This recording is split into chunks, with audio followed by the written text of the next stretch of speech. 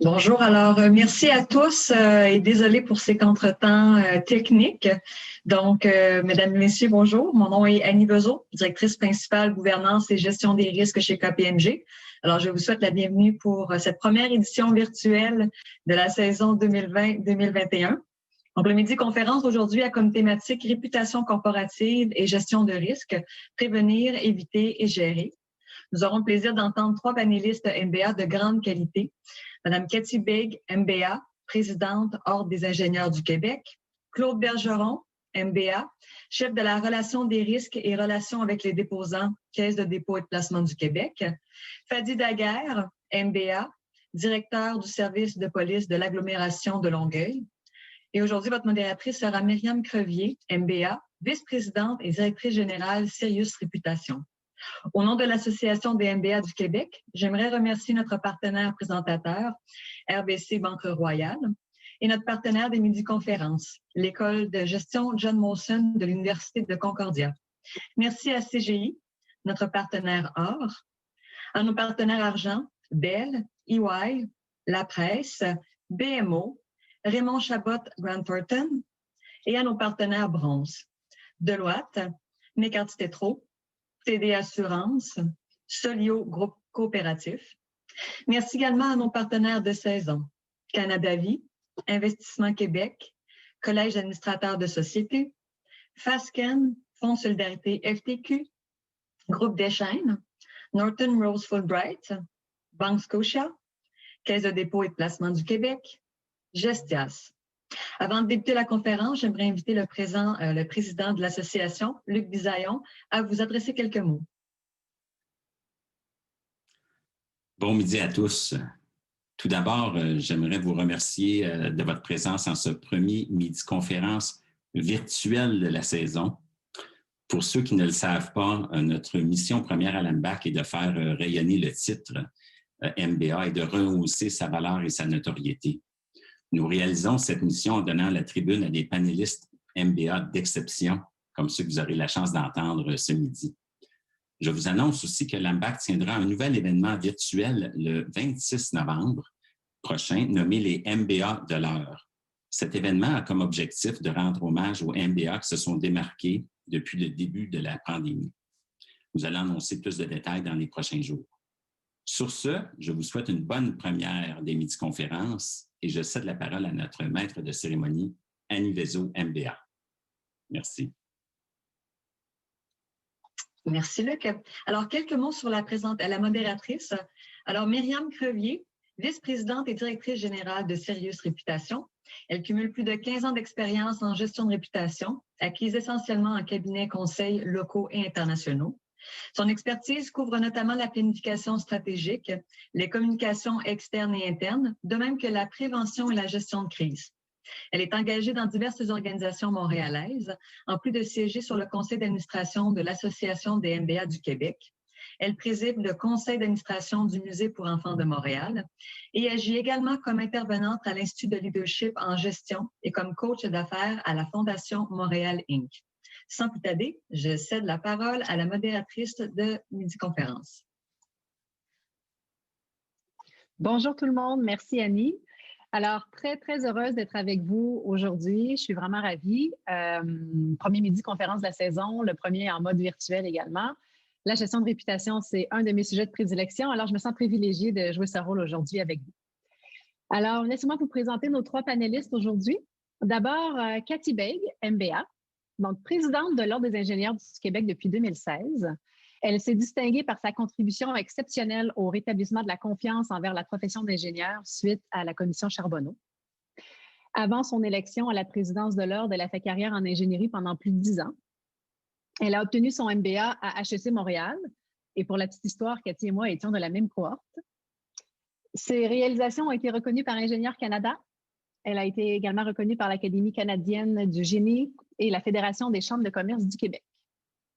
Elle a aussi été nommée au prestigieux classement des 40 Canadiens performants de moins de 40 ans en 2019. Alors, Cathy, bienvenue. On a également avec nous M. Claude Bergeron, MBA. Alors, chef de la direction des risques et relations avec les déposants à la Caisse de dépôt et de placement du Québec. Il cumule près de 30 ans d'expérience à la CDPQ. Il a un MBA international spécialisé en services financiers et assurances de la Vlerick Leuven Gent Management School en Belgique. Il agit régulièrement comme conférencier à de grands événements internationaux sur la gestion des risques. Il a remporté le prix du meilleur chef des affaires juridiques de l'année au Canada en 2009 et a reçu en 2007 le prix Commerce ZSA qui souligne l'excellence de l'ensemble de sa carrière en droit au Québec. Monsieur Bergeron, bienvenue. Fadi Daguerre, MBA. Il est le directeur du service de police de l'agglomération de Longueuil. Il a plus de 28 années d'expérience dans le milieu policier. Reconnu pour son approche avant-gardiste, il s'est démarqué tout au long de sa carrière par sa capacité à tisser des liens avec diverses communautés et par son goût pour l'innovation, qui l'a d'ailleurs amené à élaborer la première politique au Canada en matière de profilage racial et social. Il est titulaire d'un EMBA de l'Université McGill, HEC Montréal. Monsieur Daguerre, bienvenue. Alors, à tous les participants qui nous écoutent aujourd'hui, sachez qu'on vous invite à commenter en direct les discussions avec les panélistes et à poser vos questions. Vous n'avez qu'à cliquer sur le bouton questions et réponses en bas de votre écran et y écrire votre question et on va y répondre durant le panel ou à la toute fin, à la période de questions. Pour débuter, je propose qu'on prenne le temps de convenir ensemble de ce en quoi consiste la réputation corporative dans une perspective de gestion de risque. Donc, puisque le risque à la réputation ne vit pas seul et qu'il est le résultat de la matérialisation d'un autre risque d'entreprise, j'inviterai M. Bergeron à nous partager son point de vue sur l'importance que toute entreprise devrait accorder à une saine gestion de risque. M. Bergeron. Merci Myriam pour cette belle présentation. Écoutez, j'aime bien dire, pour montrer l'importance du risque réputationnel, qu'une entreprise a deux types de capital. Elle a son capital financier, que tout le monde connaît, mais également son capital réputationnel. Même si on veut séparer ces deux types de capitaux, disons qu'ils sont intimement liés. Le capital réputationnel se construit lentement, il s'accumule, participe à la croissance de l'entreprise, et comme Warren Buffett le dit, peut se perdre en une seule journée ou un seul événement. D'ailleurs, une étude réalisée sur l'indice boursier FTSE 250 a révélé que 38 % de la valeur boursière des entreprises est attribuable à leur réputation. Une autre étude a révélé que lorsqu'une entreprise subit un choc réputationnel, sa valeur boursière est ressentie encore plus d'1 an après l'événement. Le risque réputationnel est partout. Il est dans toutes les sphères de l'entreprise. On pense à Volkswagen, où il s'est retrouvé dans l'ingénierie, la conception.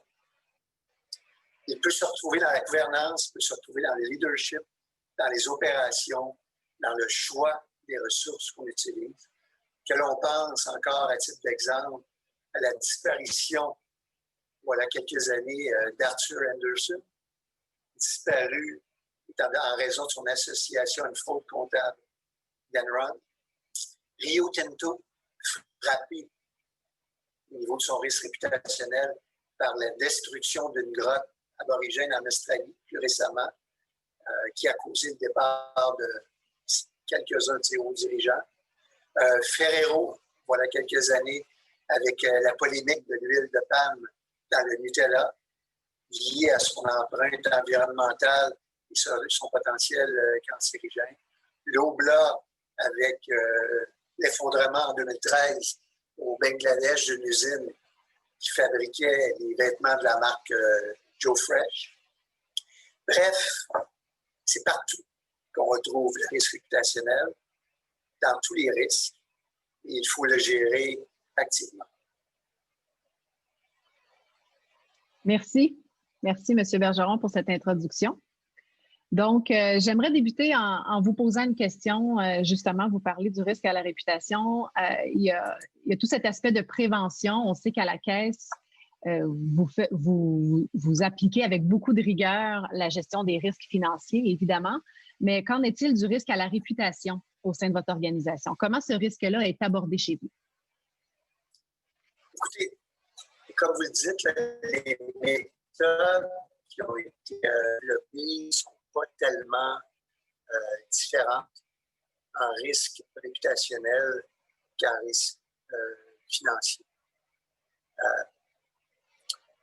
La méthode connue consiste dans un premier temps à identifier les risques.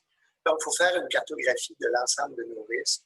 On fait une cartographie de l'ensemble des risques réputationnels, comme on fait une cartographie des risques financiers. Donc, il faut les identifier.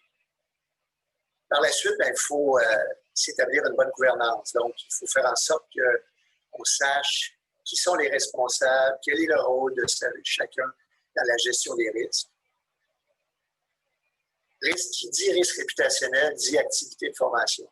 Donc, il faut vraiment s'occuper de l'ensemble des participants à notre entreprise pour s'assurer de les sensibiliser au risque réputationnel et les différents enjeux qu'il comporte.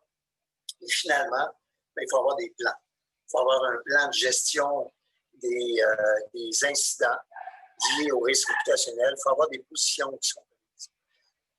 Je décrirais le programme sous la base de cette méthodologie que je viens de décrire.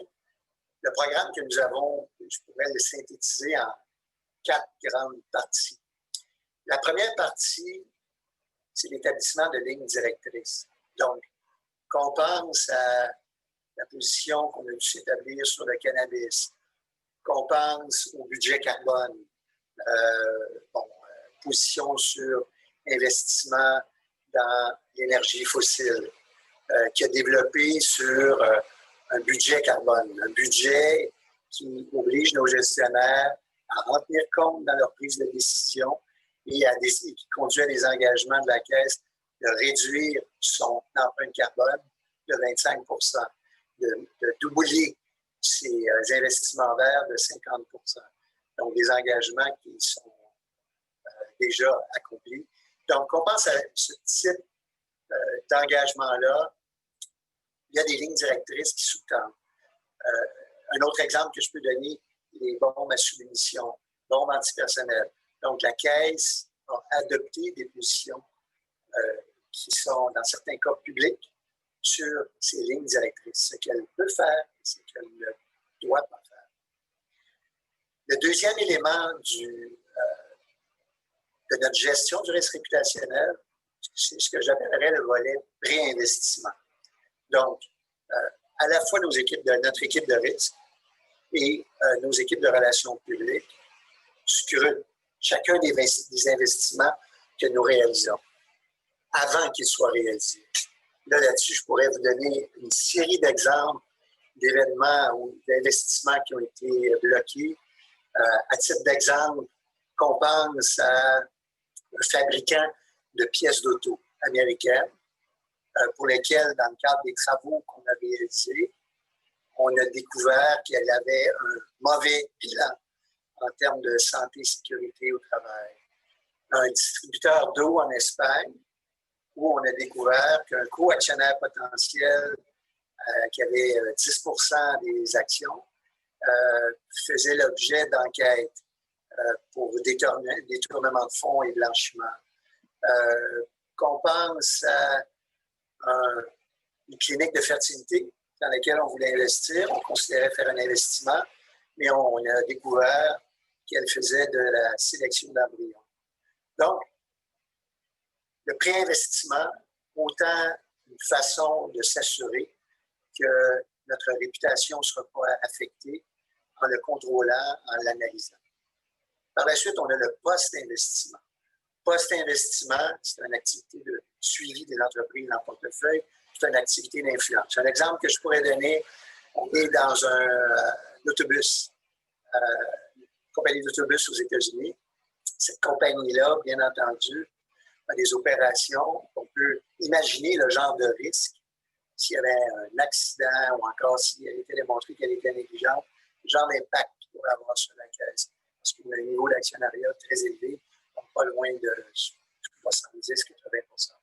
Donc, on a un programme en place qui fait en sorte qu'on veut s'assurer que la compagnie soit première de classe dans ses investissements, dans les autobus. Donc, qu'elles aient des autobus de qualité, qu'elles soient reconnues, qu'elles soient l'une des meilleures de son secteur. Et c'est ce qu'est la compagnie aujourd'hui. Quatrième volet du programme, je dirais, les risques non liés à l'investissement. Là-dessus, on pense aux risques propres aux opérations de la Caisse, qu'on pense à comportement éthique des employés, qu'on pense aux risques informatiques qui pourraient nuire à la réputation de la Caisse. On peut rentrer la cybersécurité, donc une attaque de cybersécurité qui pourrait avoir des impacts réputationnels pour la Caisse. Donc, tous ces risques-là doivent être gérés une fois qu'ils sont identifiés. Il y a des positions qui doivent être établies pour faire en sorte qu'on réponde si jamais on les subit. Donc, il faut faire en sorte de les mitiger le plus qu'on peut. Merci. Merci pour ces explications. Donc, vous parlez de l'approche préventive au niveau du risque à la réputation. Monsieur Daguerre, à Longueuil, vous avez vous-même déployé une approche préventive bien originale pour gérer le risque de réputation. Votre projet Immersion, qui a notamment fait les manchettes il y a quelques mois, visait précisément à répondre à un enjeu de réputation. Donc, parlez-nous de ce projet, puis des raisons qui vous ont poussé à le mettre sur pied. Merci, Myriam. Écoutez, la raison principale, c'est d'anticiper la crise. Parce que notre philosophie, c'est pas est-ce qu'il va y avoir une crise, c'est plutôt quand est-ce qu'elle va arriver et de quelle ampleur elle va avoir lieu. Donc, Immersion, c'était aussi de faire en sorte d'aller à la rencontre de l'autre. Mais avant d'aller dans le projet Immersion, on est allé en consultation avec la population, avec l'Institut du Nouveau Monde, donc un institut totalement impartial, qui n'est pas dans le service de police et qui est vraiment apolitique et qui est allé chercher le pouls chez les citoyens sur les attentes qu'elles ont envers un service de police. Ça peut être envers un service quelconque d'une quelconque organisation. Et là, sincèrement, on n'avait aucun contrôle sur les questions et on a reçu le résultat de l'INM. Ça a été un peu de la musique à mes oreilles. C'est exactement ce qu'on pensait. Ils s'attendaient à avoir des policiers plus proches, plus ouverts, plus empathiques, plus de proximité, plus en prévention qu'en répression. Donc, tout un genre d'audit qui a été fait sur le service de police qui nous a légitimés par la suite à amener un changement de culture profond, dont une des étapes qu'on a mis de l'avant, c'est le projet Immersion. Projet Immersion, c'est 5 semaines, 30 policiers à la fois, pas d'uniforme et pas d'armes sur eux. Et ils sont rentrés dans la communauté, allés à la rencontre de la population. Exactement ce que la population nous demandait. Alors, au lieu qu'ils aillent dans un contexte de crise, d'appel 911, ils y allaient totalement en dehors des heures de travail d'urgence, mais plutôt en formation, en action dans la communauté. Le but était vraiment d'aller rencontrer la communauté et de créer des passerelles et des ponts avec les gens qu'ils allaient côtoyer. Puis sincèrement, ils ont rencontré plus d'une quarantaine de différents organismes et familles qu'ils ont accueillis chez eux. Autant des familles qui viennent d'un camp de réfugiés du Congo, autant des familles qui avaient des jeunes pris avec le problème de l'autisme, autant des gens de la rue, dans l'itinérance, et des immigrants, et toutes sortes de populations qui sont en voie de marginalité, qui sont principalement nos clients lorsque nous recevons les appels du 911. Donc, cette connexion-là entre les deux, entre la police et la communauté, c'est venu faire en sorte qu'on a tendu le bras vers la communauté et ça nous a évité justement des grandes crises. Pas parce qu'on est parfait, mais ce geste-là de s'ouvrir à la communauté, que la communauté s'ouvre aux policiers, a fait en sorte qu'on a pu être vu et perçu sur un autre volet, un autre visage. Et justement, quand quelques mois plus tard, on a eu des événements malheureux, nous, on a fait le projet Immersion au mois de février, plutôt au mois d'octobre 2019. Ça a été médiatisé au mois de janvier, février. Mais les événements malheureux aux États-Unis de M. Floyd sont arrivés au mois de mai-juin 2020. Ce qui était hyper intéressant, et là, les médias ont vraiment sauté sur la police de Longueuil parce qu'ils ont vu des actions qui ont été posées hors crise. Et c'est là ce qui est très important, c'est que nos organisations devraient poser des gestes quotidiennement, en continu, hors crise. parce que justement, lorsque la crise est arrivée, on s'en est sorti quand même pas mal bien. Parce que là, les médias sont venus nous rencontrer pour nous demander, mais comment vous avez fait ces projets-là avant que la crise n'arrive? Qu'est-ce que vous avez senti? Bon, on avait fait l'INM, donc l'INM nous avait démontré qu'on avait peut-être des enjeux de confiance avec la population, que la population avait de moins en moins confiance sur certains aspects du travail policier, sur d'autres aspects, ils étaient très contents. Alors, on a attaqué tout de suite ces enjeux-là avant qu'il y ait une crise quelconque. Et ça a fait en sorte qu'on est plus réactionnaire, mais plutôt proactif dans notre approche. Voilà. Donc, merci. Et en y allant d'une approche préventive comme ça, on évite des crises. Mais Cathy, je me tourne vers vous. Vous avez pris la présidence de l'Ordre des ingénieurs alors que l'organisation vivait une crise sans précédent, une crise réputationnelle. Comment avez-vous abordé ce défi-là alors que la crise était déjà survenue? Pas de possibilité de l'éviter ou de la prévenir. Comment vous l'avez abordé auprès de vos différentes parties prenantes et quel regard vous portez sur le changement que vous avez opéré? En fait, effectivement, je pense que la première chose, c'est de rester calme quand ça arrive, parce que moi, je venais d'arriver en poste il y a à peine quelques semaines. Ceci étant dit, oui, je veux juste vous rassurer, on avait un plan de gestion de risque, comme le mentionnait M. Bergeron, et on essaie de l'éviter, comme le mentionne M. Daguerre, mais c'est pas toujours possible. Il y a certaines variables que parfois on ne contrôle pas. Et donc, nous, ça nous est arrivé, grosse crise de confiance à l'égard de la profession et de l'ordre. Et votre question, Myriam, c'est qu'est-ce qu'on a fait par rapport aux parties prenantes pour gérer cette réputation-là? En fait, la première chose, c'est qu'on a fait un genre de plan, c'est pas un genre, c'était vraiment un plan stratégique où on a mis tous les problèmes que l'on connaissait sur la table et on a trouvé des solutions pour chacun de ces problèmes-là et on a fait consensus. Maintenant, je ne pense pas que ça aurait été suffisant pour changer l'indice de réputation à l'égard de l'ordre et de la profession. Parce que je me disais tout le temps, on peut être bon, on peut être les meilleurs, on peut faire un plan stratégique qui visait à ce qu'on soit la référence en matière de protection du public. Mais si on est les seuls à dire qu'on fait les bonnes choses, bien, le message a peut-être moins de portée et d'ampleur. Donc, on a eu toute une stratégie en parallèle avec les parties prenantes pour que les influenceurs, les décideurs, ceux qui ont des postes de leadership voient les actions qu'on est en train de faire et reconnaissent le travail pour par la suite devenir des porte-paroles également. Donc, c'est facile à dire, mais c'est pas si facile à faire parce qu'il y en a beaucoup des parties prenantes autour de l'ordre. Donc, nous, les membres avaient plus confiance, le gouvernement avait plus confiance, les firmes de génie avec qui on travaillait n'avaient pas plus confiance, tous les partenaires autour de nous. Donc, première chose, on a fait une tournée à travers le Québec pour rencontrer tous les membres de la profession. On a fait environ 8 à 11 régions, année après année, pour leur dire quel était notre plan d'action, quelles étaient nos cibles, où on en était rendu. Et la même chose avec tous nos partenaires, que ce soit les syndicats, les associations avec qui on travaille. Et donc, on les a rencontrés année après année pour les informer du plan, pour qu'ils puissent prendre connaissance de où on voulait aller. Et ensuite, on les a rencontrés à nouveau pour qu'ils puissent voir les résultats qu'on avait. Et je pense que c'est une des façons qui nous a aidés, entre autres, à augmenter notre réputation. On avait un plan stratégique, on a des cibles claires, mais on a aussi réussi à amener les partenaires qui, au début, croyaient plus tant que ça en nous, à un point où ils reconnaissent maintenant qu'on a fait une transformation complète de notre organisation dans les dernières années. Et de l'externe, on regarde ce qui s'est passé à l'ordre puis à tout ce que vous avez accompli. Je vais parler pour moi, mais j'ai l'impression que mon point de vue est partagé. On a le sentiment que les choses ont évolué, que les choses ont changé, puis que vous avez ramené l'organisation avec votre équipe sur la bonne voie. Maintenant, comment vous le mesurez, ce changement-là? Quels sont vos indices pour mesurer que ça a effectivement eu lieu, ce changement?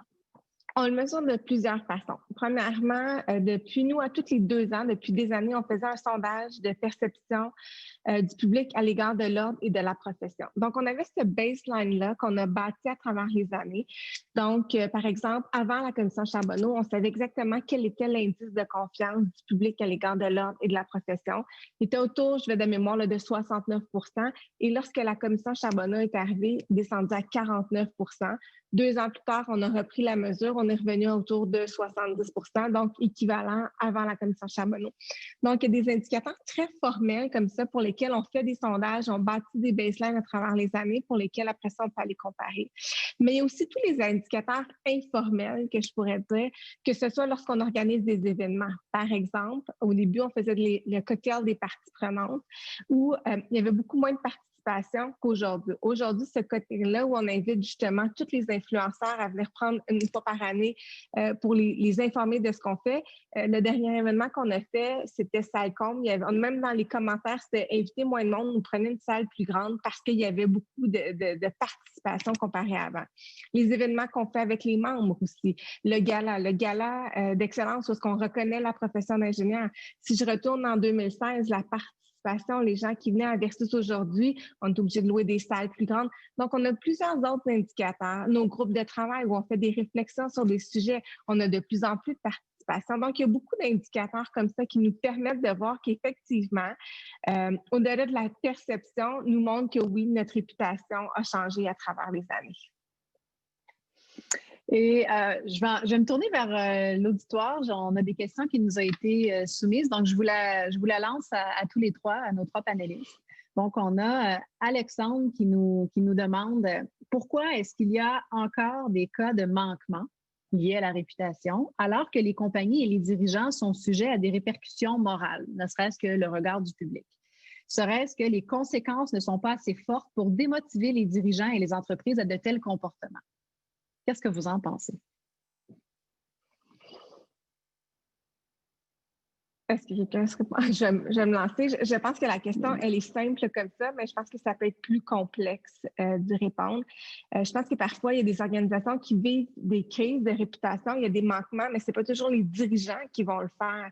Et à un moment donné, on est la tête dirigeante, par exemple, mais une organisation de 2000 personnes ne peut pas nécessairement contrôler tous les éléments qui se passent au sein de l'organisation. Il faudrait vraiment voir de quel manquement on parle, regarder quels sont les processus qui sont mis en place à travers chacune de ces organisations-là pour voir si on est capable de les capter. Et au-delà de ça, je ne pense pas que c'est une question de juste de peine qui soit assez sévère ou non. Je pense que la question est beaucoup plus complexe et l'humain étant ce qu'il est, il y a une limite jusqu'où les dirigeants peuvent avoir un contrôle sur tout ce qui se passe dans l'organisation. Je n'excuse en rien, mais je pense que la question est un petit peu plus complexe. Et si je peux... Oui. Mais je pense aussi, un peu comme Cathy l'amène, moi j'irais plutôt aussi sur l'angle de la culture de l'organisation. Lorsqu'une organisation a une culture plutôt malléable, il est plutôt flexible sur certaines éthiques, même les conséquences parfois ne sont pas assez. Donc, pour moi, si la culture de l'organisation est assez stricte en termes de conséquences, en termes de punitifs, ça fait en sorte que peut-être les gens ne répéteront pas les mêmes gestes. Mm-hmm. Monsieur Bergeron, voulez-vous ajouter quelque chose? Oui, absolument. Écoutez, je peux peut-être me joindre à ce qui a été dit jusqu'à date sur la question. C'est pas évident. C'est pas évident à cause de la complexité. Puis comme je le mentionnais en introduction, le risque réputationnel, il est vraiment partout en entreprise. Il est dans tous ses recoins. Ça ne prend que la mauvaise volonté d'un individu dans l'organisation pour qu'il se réalise. Donc, c'est difficile. Donc, ça prend la sensibilisation, ça prend une influence, faire naître une culture très, très, très forte. Ça prend un processus d'identification. Puis même en faisant tout ça, on va se faire prendre. Il arrive des situations où on se fait prendre. Puis là, il faut avoir la meilleure façon d'y répondre, façon de mitiger ce risque-là, l'établissement d'avance des positions. C'est difficile d'opérer sans, en fin de compte, prendre de risques réputationnels. C'est ce que je dirais. Est-ce qu'à votre avis, la réputation étant un concept plutôt abstrait, est-ce que les organisations ou plutôt les employés qui gravitent autour de l'organisation, est-ce qu'ils sous-estiment l'impact de ce risque-là? Est-ce que de par son caractère abstrait, on passe à côté d'une sensibilisation accrue?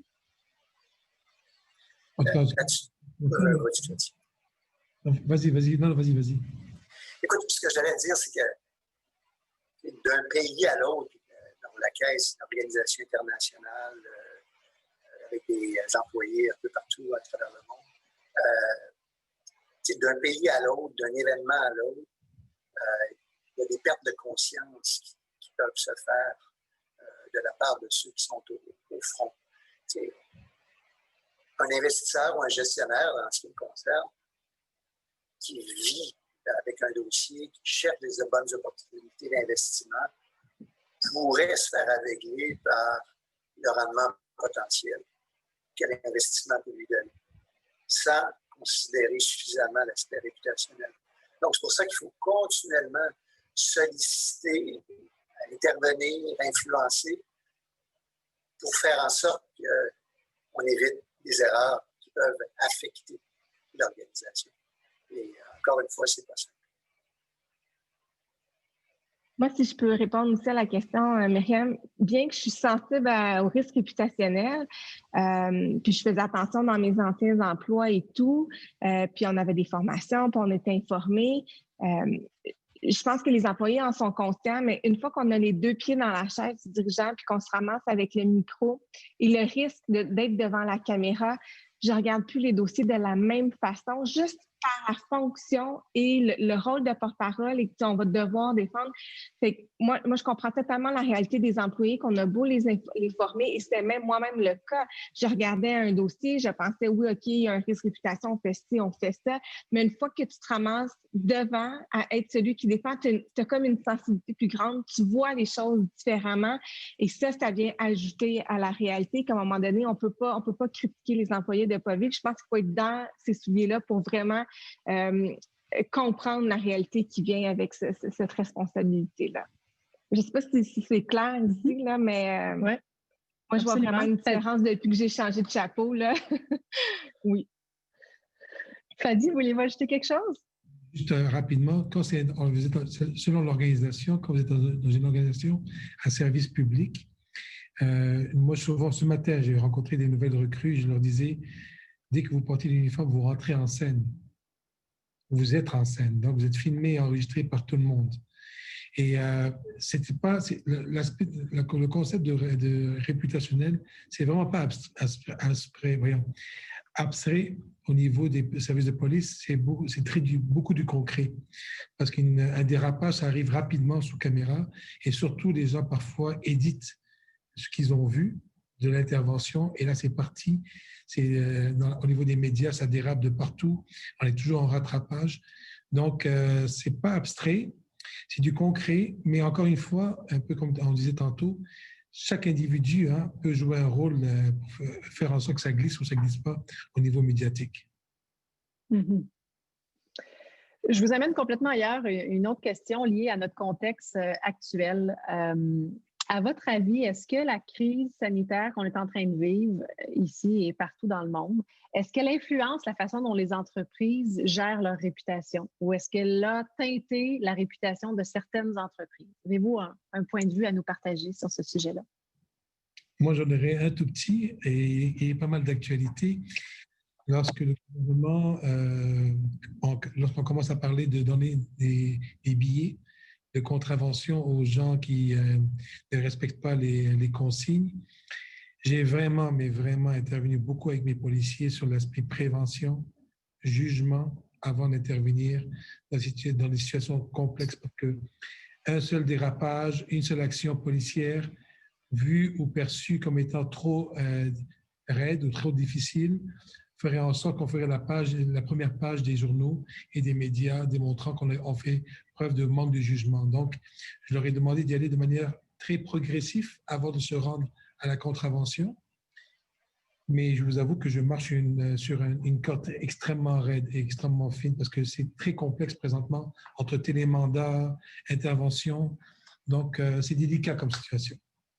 C'est très émotif aussi, j'imagine, dans votre contexte. C'est émotif autant dans l'intervention policière, mais même mes propres policiers et policières dans leur propre famille, extrêmement difficile. Donc, ils vivent une difficulté, une précarité, autant professionnelle que personnelle. Cathy, avez-vous... Oui, bien, en tout cas, je pense que dans notre cas, la ligne était moins fine que dans le milieu policier. Mais oui, dans notre cas aussi, le contexte sanitaire aurait pu ou peut avoir une atteinte sur notre réputation. De façon globale, on fait une promesse à nos membres, au public, aux gens avec qui on travaille. Et oui, le contexte sanitaire peut venir un peu pardonner pendant un certain temps, mais ils ont quand même des attentes. Par exemple, nous, on dit qu'on va être la référence en matière de protection du public. Malgré le contexte sanitaire, on n'aurait pas pu tout arrêter nos activités pendant des mois parce qu'il y aurait eu un décalage entre la promesse qu'on fait et le contexte. Donc, nous, rapidement, on a dû se retourner, regarder tout ce qu'on offrait comme service et voir comment on peut les adapter au contexte sanitaire. On a un discours où on est proche des membres, on est là en prévention. On ne pouvait pas juste arrêter. Fait qu'on a dû prendre plusieurs décisions comme reporter l'inscription annuelle, reporter les élections, offrir des programmes pour ceux qui avaient perdu leur emploi. Et tout ça a dû être fait pendant un court laps de temps. Donc, nous, oui, je pense que ça aurait pu avoir un contexte, un impact si on n'avait pas été suffisamment agile pour aller là où il y avait des besoins pour notre clientèle et s'adapter rapidement. Est-ce que c'est parfait? Non, mais je pense que les membres sont capables de voir qu'on avait une volonté de changer malgré le contexte difficile. Donc, on a essayé de gérer ça le mieux qu'on pouvait dans le contexte sanitaire, mais oui, moi, je pense que ce contexte-là peut avoir des impacts sur certaines organisations s'ils ne s'adaptent pas rapidement. Tout à fait. Monsieur Bergeron, voulez-vous ajouter quelque chose? Écoutez, je pense qu'il n'y a pas une entreprise qui veut se retrouver dans une situation où elle n'est pas capable de démontrer qu'elle était prête et qu'elle a relevé le défi de la pandémie. Je dirais, dans un premier temps, pour moi, il y a un défi organisationnel, un défi opérationnel, d'être capable de continuer à opérer, d'être capable de retomber sur ses pieds. Puis nous, on était, du jour au lendemain, on était capable de relever ce défi-là, de tomber investisseur, on travaille de la maison depuis maintenant des mois. Ça va faire bientôt une année. Depuis l'année prochaine, ça peut être encore vite. Donc, il y avait un défi opérationnel. L'autre défi, je dirais, je pense que toute entreprise doit démontrer qu'elle fait sa part dans la communauté. De notre côté, on a lancé le programme d'investissement de 4 milliards. Donc, directement tablé sur la crise de la pandémie, les entreprises en difficulté, donc un programme pour soutenir les entreprises au Québec, tout en étant des investissements profitables, parce que c'est notre mission. Notre mission, c'est pas de faire des subventions. Donc, visant des investissements profitables, vraiment solliciter, se montrer disponible, se montrer prêt à intervenir, dédier un groupe spécial pour faire face, développer un programme qui répond aux besoins des entreprises. C'était là un autre défi à relever. Bref, COVID continue de nous amener à tous les jours des défis. Il faut que, je crois, l'ensemble des entreprises démontrent leur capacité, démontrent leur savoir-faire, leur ingéniosité pour répondre aux besoins auxquels ils font face. Puisqu'effectivement, vous avez une mission qui est aussi de soutenir l'économie du Québec, une économie qui est fragilisée par le contexte actuel. Donc, c'est pas évident de trouver cet équilibre, j'imagine. Oui, c'est ça. Il fallait lever notre main, il fallait être présent. On était présent avant qu'on nous demande d'être présent. Il y a Luc Bisaillon en introduction qui nous rappelait la mission de l'Association des MBA, qui est notamment de faire rayonner le titre MBA. Donc, je vous pose la question suivante à nos panélistes. Quel regard portez-vous sur la réputation de notre titre MBA? C'est un titre qui est de plus en plus répandu, pour le meilleur et pour le pire. Qu'est-ce que vous en pensez?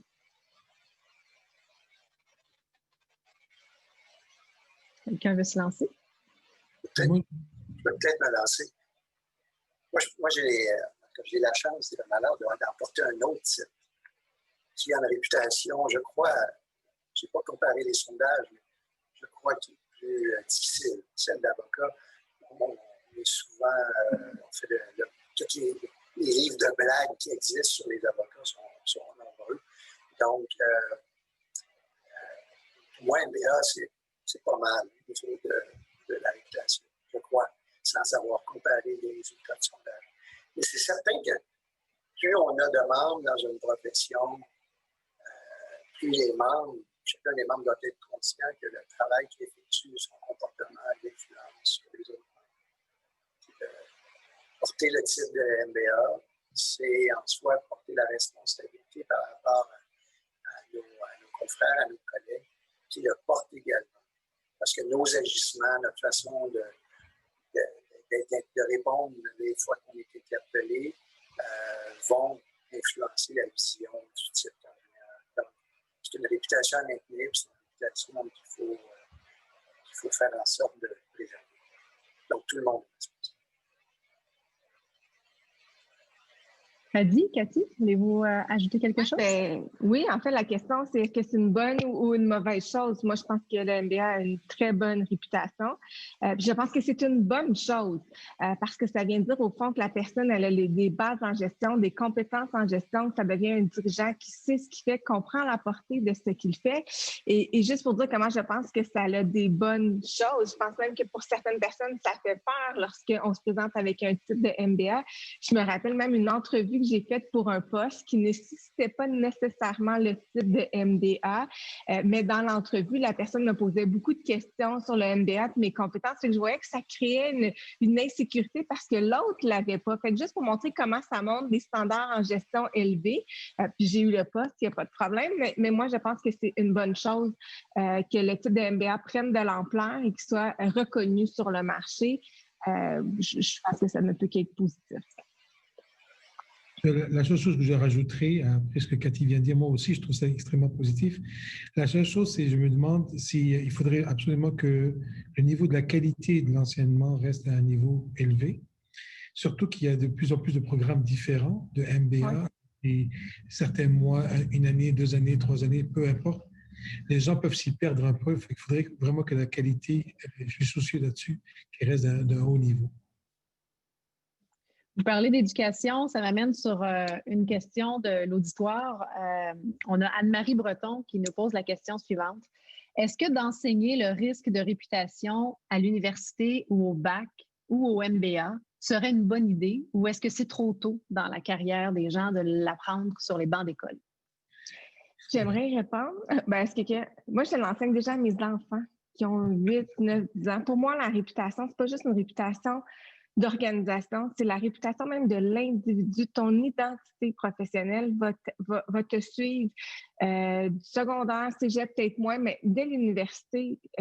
Moi, cette identité-là, cette réputation-là, je l'enseigne à mes enfants. Fait que je pense pas que le bac, c'est trop jeune pour commencer à donner des fondements sur l'importance de la réputation de l'individu, des employés et de l'organisation en tant que telle. Donc, puis à ma connaissance, au MBA, Myriam, on était dans la même cohorte. Je crois qu'on en a parlé plus d'une fois.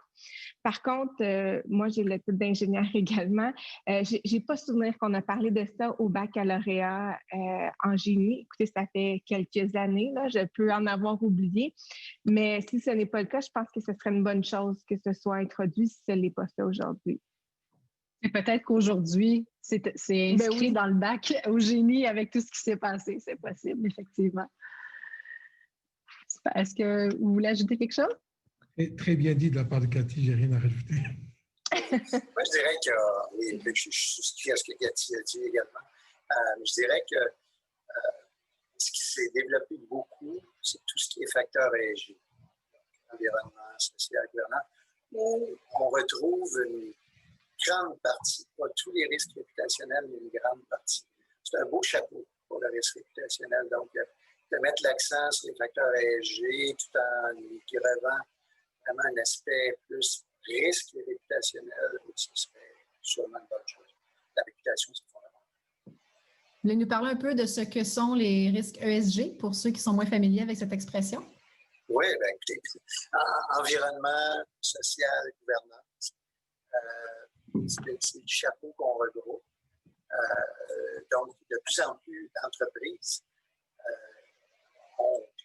et les entreprises publiques, notamment, ont à décrire leur programme, ont à décrire ce qu'ils font pour répondre aux enjeux ESG qu'ils ont. Donc, nous, de notre côté, quand on fait, dans mon équipe, j'ai quelqu'un qui est une petite équipe, une sous-équipe dans l'équipe, de 5 personnes, qui analyse tous les risques ESG. Donc, en pratique, qu'est-ce que ça fait? On va regarder la réponse des entreprises. Si on parle d'un fabricant, c'est quoi le nombre d'accidents de travail de cette entreprise-là? Le G pour gouvernance, on va parler de c'est quoi la répartition hommes-femmes qu'on a au conseil d'administration? Comment l'entreprise est organisée? Ça va faire partie des facteurs. Environnement, je pense qu'il n'y a pas besoin de l'écrire très longtemps. C'est bien cohérent. Donc, ESG prend beaucoup de place, est enseigné. Puis ça, je crois qu'il faut. Et le S dans le ESG a intérêt à être de plus en plus étendu. Il devient un souci dans la collectivité, avec l'évolution qu'on a à travers le monde, avec COVID, avec la crise humanitaire qu'on vit, l'aspect social, les gestes qu'on pose devient de plus en plus important. Et il faut que toutes les entreprises, tous les gestionnaires soient sensibilisés à ça. Donc, il y aura peut-être lieu de bonifier l'appellation pour que ça devienne ESGR pour réputation. C'est peut-être là où on va finir par se rendre. Une autre question de l'auditoire, une dernière. On a Luc Bisaillon qui nous demande où en êtes-vous rendu avec l'utilisation des réseaux sociaux et leur impact sur la réputation? Est-ce que c'est une préoccupation dans vos organisations, la gestion des médias sociaux? Au niveau du service de police, ça l'est énormément. D'ailleurs, on communique énormément sur la page Facebook, exprès pour être capable d'être en direct avec la population. Parce que souvent, les médias, on est souvent en réaction. Donc, si on peut passer la nouvelle du service de police de lui-même via sa page Facebook, au moins le citoyen a la version du service de police et non pas juste la version médiatique. Mais ça nous cause énormément de problèmes, autant au niveau de l'aspect médiatique, mais tout ce qui est médias sociaux, cybercriminalité aussi. C'est énorme comme problématique que nous vivons présentement. Tout se fait en dehors de l'aspect physique en personne. Tout se fait derrière l'ordinateur et le crime vraiment mute vers l'informatique et les fraudes, toutes sortes de criminalités se passent beaucoup au niveau des médias sociaux. Ça chambarde complètement notre métier aussi. L'aspect des appels traditionnels criminels, on en a de moins en moins. C'est beaucoup plus des appels sociaux, mais aussi toute une intervention au niveau de la cybercriminalité. Cathy, comment ça se passe à l'ordre au niveau des médias sociaux? Les médias sociaux, c'est quelque chose pour lequel on accorde beaucoup d'importance. On a d'ailleurs utilisé les médias sociaux justement pour faire cette transformation-là de réputation. Quand je suis arrivée, on avait moins de moyens, on a utilisé les réseaux sociaux et ça fonctionne. Et puis, on a même engagé une personne à temps plein pour gérer nos médias sociaux. Donc, on a créé vraiment un poste pour ça, pour montrer l'importance de la gestion des médias sociaux. Puis on fait de la vigie. Toute mauvaise information sur les réseaux sociaux qu'on trouve, on va la corriger. Donc, on a toute une gestion des réseaux sociaux qui est très, très importante parce qu'il s'agit d'un mauvais message qui part en vrille et puis si on ne les amorce pas au bon moment, ça peut vraiment faire une boule de neige. Donc, chez nous, les réseaux sociaux, c'est quelque chose pour lequel on accorde beaucoup d'importance. Monsieur Bergeron, quelque chose à ajouter pour terminer? C'est également de notre côté, donc je dirais en deux volets, on suit Gustave, Carly, qui s'occupe de ça. Je dirais qu'il y a le deuxième volet, c'est auprès de nos employés. Donc, les médias sociaux, c'est facile d'intervenir, c'est facile pour un employé de jouer la réputation de l'institution. Donc, il y a des politiques qui ont été développées là-dessus. Il y a une conscientisation des employés qui se fait aussi, de manière à ce que leur intervention sur les réseaux sociaux ne fasse pas en sorte de nuire à la population. Très bien. Merci. Merci à vous trois. C'est tout le temps qu'on avait pour le panel aujourd'hui. Merci à nos panélistes. J'espère que vous avez apprécié, à tous ceux qui étaient avec nous à l'auditoire, mais j'espère que ça vous a plu. Donc, si vous voulez revoir ce panel, sachez qu'il sera disponible sur le site web de l'Association des MBA au cours des prochains jours. Et je cède pour conclure la parole à Kathleen Saint-Pierre, MBA, pour le mot de la fin. Merci Myriam. Bonjour à vous tous et toutes. Bien, je suis responsable du comité Midi-Conférence, donc ça me fait plaisir de remercier aujourd'hui nos panélistes de nous avoir partagé leurs perspectives sur un sujet aussi intéressant que la réputation corporative et gestion des risques, ainsi que notre modératrice pour son orchestration virtuelle. Myriam, merci beaucoup. Ce que je retiens aujourd'hui est qu'il faut s'organiser et anticiper les crises, ainsi être en mesure de les voir venir le plus possible, avoir ce qu'il nous faut pour les gérer quand ils arrivent et ne pas sous-estimer les parties prenantes devant être gérées à tout moment, que ce soit avant, pendant et après la crise. Donc, merci à nos panélistes. À travers ces événements, l'Association des MBA se donne comme objectif de promouvoir le titre MBA et de vous faire découvrir les leaders MBA. Nous vous attendons le 3 décembre prochain lors du prochain Midi-conférence ayant pour thématique l'impact des transformations géopolitiques sur l'environnement d'affaires. Nous vous invitons également à l'Assemblée générale annuelle des membres ce jeudi. Vous aurez la chance de voir en primeur la nouvelle image de notre association, l'ANVAC. Vous recevrez aussi par courriel, tel que Myriam l'a mentionné, l'enregistrement du panel d'aujourd'hui, ainsi qu'un court sondage. Il faudra qu'environ une trentaine de secondes pour y répondre, le compléter et vos commentaires sont très appréciés de notre part. En terminant, merci beaucoup, je vous souhaite une très bonne journée et merci pour votre participation.